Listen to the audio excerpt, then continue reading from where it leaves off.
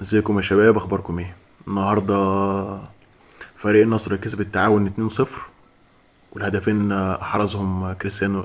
لا، الهدفين صنعهم كريستيانو رونالدو. يعني اهداف، يعني مش عايز اقول عظمه يعني، بس هي اهداف كويسه الحمد لله. والنصر كسب النهارده 2-1 التعاون، وبقى في الصداره بتساوم على الاتحاد في النقاط.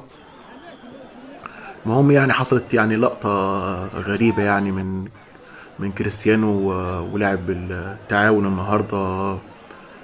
كريستيانو حاول يسلم عليه يعني، وحصل خلاف بينهم، بس يعني لاعب التعاون رفض. يعني كنت عايز اقول للاعب التعاون بس ان ده شرف ليك يا ابني.